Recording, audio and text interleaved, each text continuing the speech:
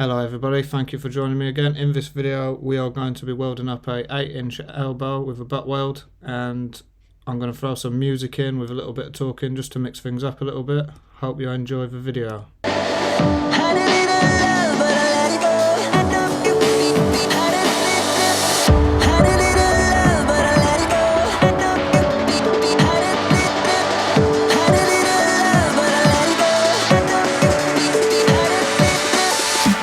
So let's start off with my fit up. So I've got a 2.5mm gap with four little tacks on there.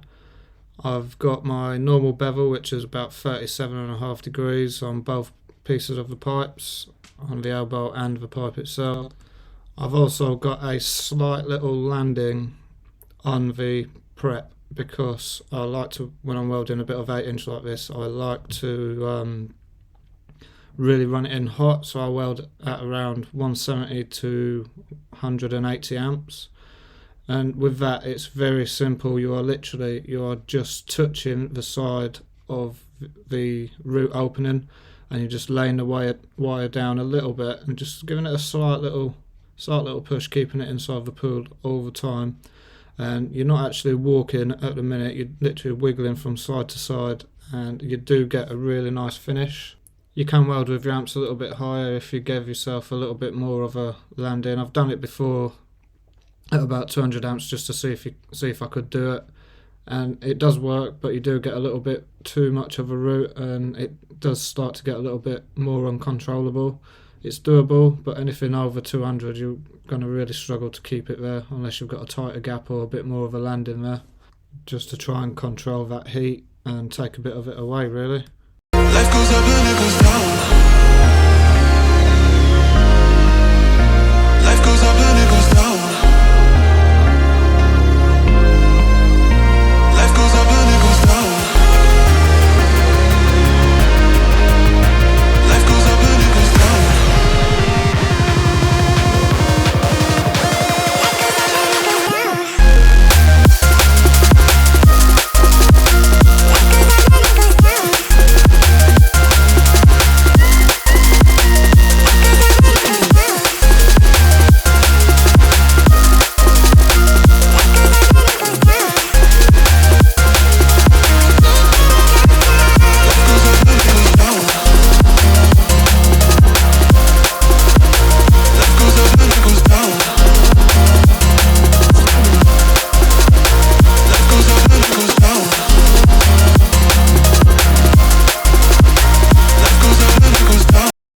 So once your root is in and you've given it a little clean off, you've got 10 minutes then to get your hot pass in.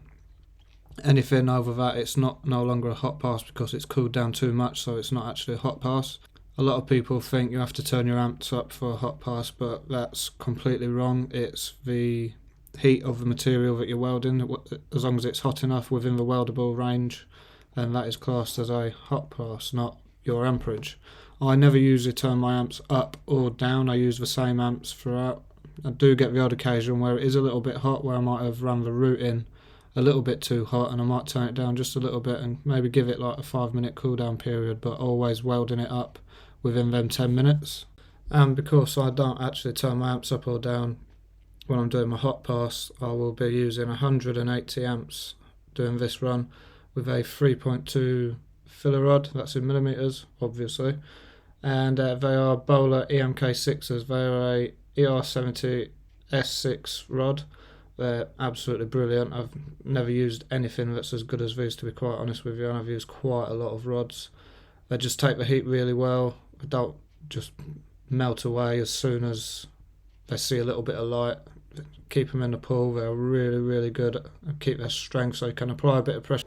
Right, I'll give you all a little bit more music to listen to while I speed up the next few clips, and I'll be back to you when I come to do the cap.